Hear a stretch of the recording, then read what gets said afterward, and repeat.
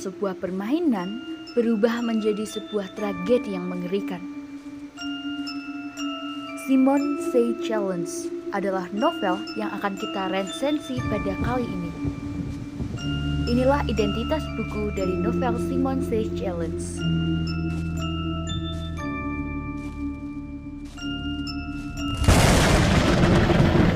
Buku novel ini ditulis oleh Lutfiana Aziza.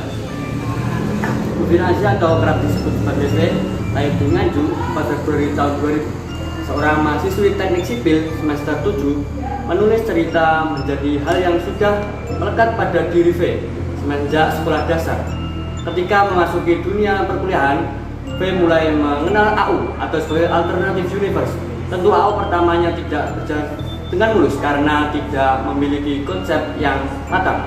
Lama berhenti menulis, V kembali dengan menyuguhkan sebuah AU yang seru dan penuh aksi menegangkan. Simon Says Challenge adalah cerita pertama milik V yang sukses memiliki banyak pembaca. Ini merupakan karya pertama milik V yang berhasil dibuka setelah mengalami banyak kegagalan. Novel ini mengisahkan sebuah permainan bernama Simon Says Challenge yang ramai dibicarakan di media sosial. Permainan ini penuh dengan misteri, memicu adrenalin, dan menyajikan tantangan penuh ketegangan. Semua orang dibuat penasaran dengan permainan ini. Tak ayal, 10 pemuda bersahabat juga turut mencoba permainan ini. Sampai akhirnya, Simon Says Challenge memakan korban, Keanu Devandra dan Revian Julio. Penyelidikan pun dilakukan untuk mencari tahu siapa dalang dibalik permainan ini. Dalam penyelidikan, detektif berasumsi bahwa pelakunya merupakan salah satu dari sahabat korban. Mendengar asumsi tersebut, kedelapan sahabat korban mencurigai satu sama lain. Korban pun saling berjatuhan. Orang-orang terdekat korban mulai mengalami peristiwa mengerikan dan teror dari Simon.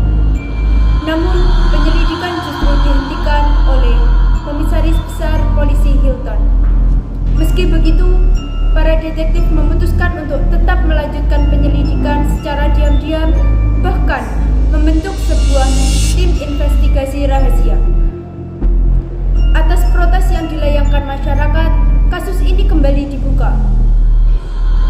Tanpa diduga, suatu hari Simon menyerahkan diri kepada polisi. Hal yang mengejutkan adalah Edwin Ambolas Sinaga, salah satu dari kedelapan sahabat tersebut, merupakan dalang di balik permainan ini. Yang tak kalah mengejutkannya lagi adalah kaki tangan dari Simon tersebut juga salah satu dari kedelapan sahabat korban, Tejas Pranaja. Mendengar fakta tersebut, keenam sahabat sungguh merasa terpukul. Mereka tidak menyangka sahabat yang selama ini mereka percayai justru menjadi seorang pengkhianat. Simon pun berhasil ditangkap, namun tidak dengan kaki tangannya, yaitu Tejas yang telah lebih dulu bunuh diri dengan cara melompat dari lantai teratas gedung kepolisian. Keenam sahabatnya pun terpukul. Mereka pun memutuskan untuk kembali ke apartemen DPR guna menenangkan diri. Saat di apartemen, Yuan membuatkan minuman teh untuk dirinya beserta kelima sahabatnya. Tak disangka, Yuan menambahkan racun ke dalam minuman tersebut.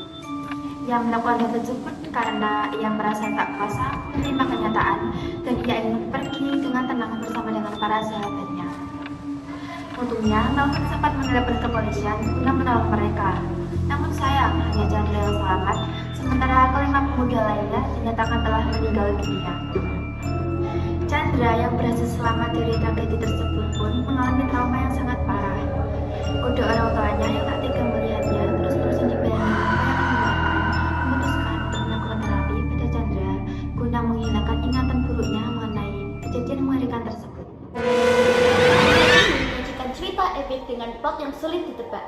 Penulis mengemas cerita dalam dua sudut pandang, yaitu sudut pandang Chandra sebagai korban yang masih selamat hingga akhir, dan sudut pandang orang ketiga.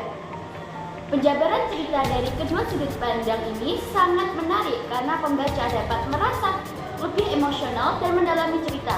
Selain itu, di akhir cerita terdapat epilog yang menceritakan bangkitnya Simon dari penjara serta sedikit menceritakan kehidupan Chandra setelah tragedi mengerikan tersebut. Epilog ini merupakan pembuka bagi kisah yang berlanjut di novel berikutnya. Mendapatkan ending berupa epilog yang penuh misteri seakan menyempurnakan rasa penasaran pembaca akan kelanjutan rencana jahat Simon. Di sisi lain, novel ini juga memiliki kekurangan. Alur yang maju mundur tentunya menjadi tantangan bagi pembaca dalam memahami cerita dan memecahkan misteri-misterinya. Pengungkapan identitas Simon di awal cerita cukup mengejutkan. Hal ini sedikit mengecewakan, bahkan pembaca ingin menemukan sendiri siapakah dalang di balik Simon. Namun ternyata hal penting tersebut sudah dibongkar di awal cerita. Nah, Simon Says Challenge merupakan novel yang sangat menarik dengan semua teka-tekinya, emosi pembaca yang dipermainkan, dan misteri-misteri yang belum terpecahkan. Novel ini juga mengandung banyak pembelajaran, antara lain jangan menyimpan dendam terhadap orang lain, karena dendam dapat menuntut kita pada perbuatan yang salah. Jangan gegabah dalam mengambil keputusan dan jangan menjadi orang jahat hanya untuk mendapatkan imbalan sesuatu hal.